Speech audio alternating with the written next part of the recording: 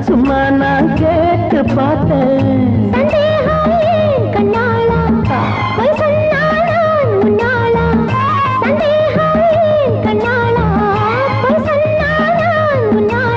இருக்கட்டும் துணிந்து விடு, உன்னை எனக்கு நீ எழுதி கொடு. சிட்டுக்குருவி தொட்டு தழுவி முத்தம்